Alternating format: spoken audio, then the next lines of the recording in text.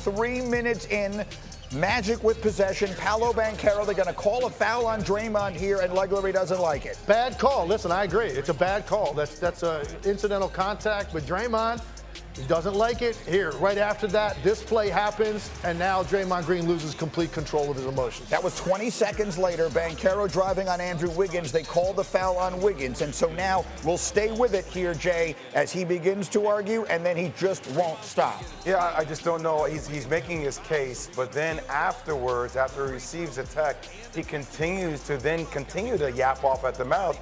And that's just when you know the ref is at his last call on it. And at this moment, Steph needs to get him out of there. They don't. That's the technical, and now they get the second. And let me just say something. Draymond Green in his career has said way more after the first technical than he ever has to lead up to the first. He just doesn't stop. He thinks that no one's going to have the nerve to toss him. Well, he ran into the wrong guy on the wrong night. Look at Steph's reaction. Again, this is in the moments after it happened. Let me show you how the game ends, because Steph Curry finds a way to win the game with 30 seconds left in a 5-point game. That's a dagger three, and you see how much it means to him. Night to the baby. Saying goodnight to the Magic, and this is a win they desperately needed. They need every win at this point. Look at the frustration in Steph after the game is over, just letting out the emotion one way or another. They find a way to get the win. There's Draymond after it's over. Let's hear from the folks and what they had to say. All I say is we need him. He knows that. We all know that. So whatever it takes to keep him on the floor and be available, that's what's got to happen. Especially at this point in the year, so it's a tough way to start the game. Yeah, too bad. It was unfortunate. He deserved it, and you know he'll bounce back. I'm just proud of the guys for stepping up. And so we find ourselves here again today, and go ahead, guys. What are the right things to say? Tim, I'll let you start. What are the right things to say this morning about First of all, I understand Curry and Kerr. Like they're going gentle on him. That's kind of what you have to do because this guy's still on the team and he is important. But that's just, it's too soft, their reaction, in my opinion, because this has gotten so old. This struck a chord with me. And we've seen this happen so many times, but last night struck such a nerve with me. And I have no dog in the fight. I'm just watching the game. The only word that popped in my head is selfish. This is a selfish move to do this to your team when they desperately have to have you. Every single night is critical to the Warriors right now. Steph Curry desperately wants to make the playoffs, and you get yourself tossed into 4 minutes because you just can't stop yourself. You can't put the emotional brake on after you've already been given a tee, which should be enough to quell this and get through the moment. But here's the thing with Draymond. He just truly believes that these guys don't have the nerve. You don't have the nerve to toss me.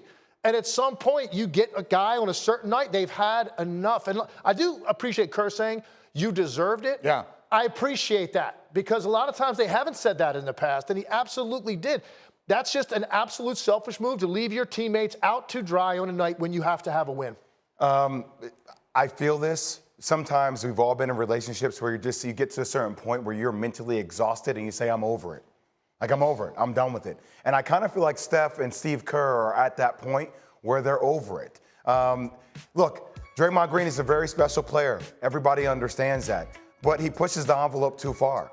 And first off, why do you send your worst negotiator in to negotiate something that you know he has a horrible rate on negotiating? Yeah. Like, he's just not, that's not what he's good at. So I feel like this, to me, talks to inevitably what's going to happen. The writing's on the wall with the Golden State Warriors. It's just a matter of time of when this team has to blow up, Look, in my opinion.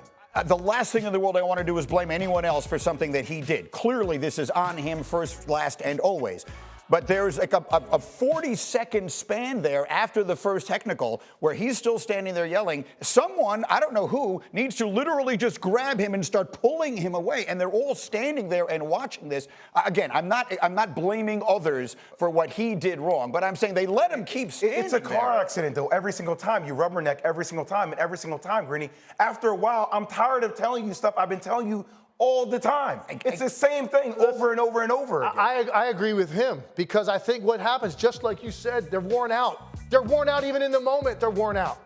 They're worn out by this. Like, I don't feel like going over there right now and dealing with, number one, he's not going to respond to you in a positive way as a teammate. He's just not. He's going to take his arms. He's going to throw your arms off of him, continue to go back at the official. There's just no controlling the guy. What bothers me, I think, the most about Draymond is how after the fact, and even in the moment, he's acting as if he's some sort of victim. Yeah. And that's the part that blows my mind. You're not a victim. You're not a victim. This is about you, and it's about putting your team first. And also, we've been through this too many times. Look at the video when Steph is standing right there as if legs is Draymond. Right here, he's right arguing. here. He's standing right. Steph Curry is checked out. Yeah. That's why I say it's like a relationship with somebody. Like the ups and downs, the waves, where you're like, oh, here we go. Okay.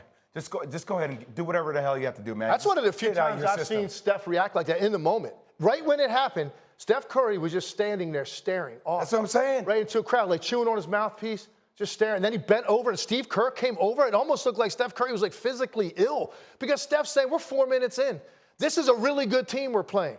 We've got momentum right now. We're trying to hold off a team that's won 9 straight, now 10 straight, because Houston ended up winning that game last night. And he's saying, and now we got to do this without you. By the way, you're the primary guy to guard their best player. Yeah. Okay, and Kuminga wasn't playing either. Who would be the second guy to guard Banchero? So now they're both out. And you just leave your team out there hanging. And it's great. And he greets them at the locker room and does this and all that, getting us hug it out. I just can't imagine what's going through all of their heads, even in that moment. By the way, all that stuff afterwards, when you give one of those, like, you could just tell as a former player, like, yeah, okay, I'm going to adapt you, but we all know how I feel right now. And also, they're fighting for the 10th spot. Yeah. They're fighting for the 10th spot. Like, that's what's on the line right now. So, once again, love Draymond, but he continues to jeopardize his team. Last point real quick. If this was something, and this happens sometimes in games, where what I say to you as an official is so inflammatory, right out of my mouth, you go 1, 2, gone. Right. That's not what this was. How long did this last? Yeah, that's my point. How long did it last where you had a chance at any point? That referee did not want to throw him out of the game. He gave him no choice. You literally backed this guy into a corner where you gave him no choice other than to make that decision.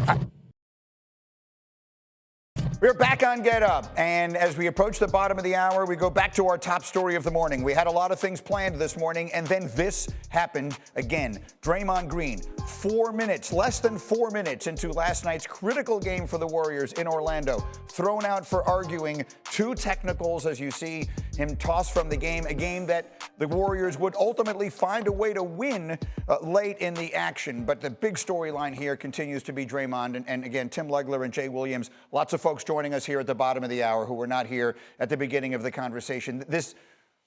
It goes without saying that when this is Draymond Green, it obviously is going to get more focus and more attention. How egregious would you describe this night as being? Incredibly selfish, inexcusable, and I'm tired of prefacing these moments by saying everything he's done for the organization. I'm not going to do that anymore. I used to do that every time these conversations came up. Yeah, but where would they be without Draymond? No, I don't want to hear it anymore. Those two things aren't mutually exclusive, right? This is inexcusable, and here's why, Greeny. This team is hanging by a rope over a cliff right now. Yeah. And they desperately want to get in. And by the way, more than anybody else, more than Steve Kerr, more than the franchise, you owe Curry. You owe Steph Curry to be out there on this night. Yeah. And he just walks 4 minutes into a game that they have to have. And miraculously, they found a way to win the game on a night where they didn't play particularly well, but they played hard, and Curry was great late. For those of you who haven't seen it, the most interesting part of it all to me is Steph's reaction. Steph Curry looked so dejected. I opened the show, but there he is right there. You saw it, and at the end of the game when they win, he's kicking over chairs.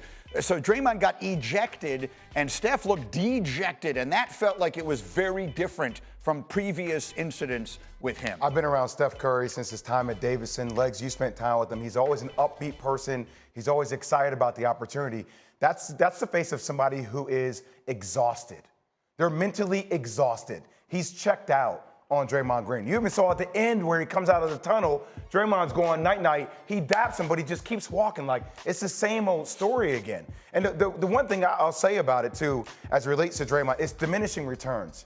At some point, when you're hanging on by the thread, if you're Mike Dunleavy, you have to look at the situation and say, okay, Draymond, I get it. Maybe 4 or 5 years ago, 3 years ago, you were engaging, but right now you're hurting us more than you're helping us. Yeah, those guys are spent. They're spent. That's what Steph Curry's reaction was.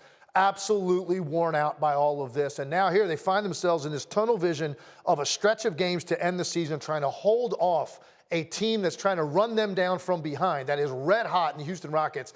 And you literally leave your teammates out there by themselves. There's no other word. Selfish is the only word that pops in my head. And one more, first off, Kuminga wasn't playing, right? Then Draymond's out. Wasn't it only a couple of days ago, Legs, that Steve Kerr was like, I can't play Steph 35 minutes. Yeah, I can't play. So wait a second. Now all of a sudden you're telling me in this moment where you're trying to get geared up to make the run for the play-in tournament, you're trying to reserve your best player who's given, as Steve Kerr said, over 15 years of giving way more to the organization. Then you do something like this It's a great at point. this moment. So it forces Steph to do more when you want him to do less. By the way, Greeny, you're talking about also the two guys most responsible for guarding their best player, and Kuminga's already out. The other guy's Draymond Green and guarding Pablo Banchero. And now you leave them shorthanded. You leave them undersized. And somehow, miraculously, they win the game. Give them all the credit in the world. The weird Can I thing. say one last thing, Greeny? Of course, you could say as many things Legs as and I you were want. talking about this. We're both hot about this. Yeah. So then Draymond, who has a great podcast, goes on his podcast most of the time and talks about how good of a teammate he is. Think about that contradiction.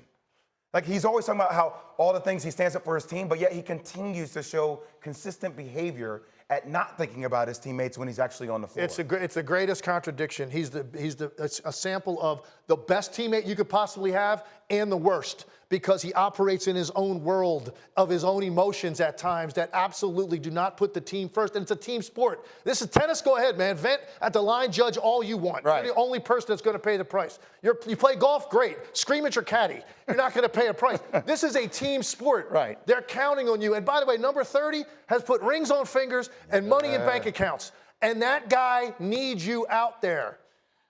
I am not in any way better not say a but. defending Do Draymond. not say a but. No but. I'm going to say a but. Please don't put a but on the end of this, Green. How many times have we seen a moment, you brought it up earlier, where Draymond just loses it and the next thing you know, he's in a violent confrontation or something? That's not what this was. This was a slow build. This was like a slow burn. Actually, it wasn't. It took forever. He put his hand on the referee. But that was a long time thereafter. He you're didn't talking about get between thrown the out time. for a long I hear that time. ejection, yeah. What I'm saying is there was ample opportunity. Like Steph is standing there. Chris Paul is standing there. There's a bunch of people standing there just listening to him yelling at the referee.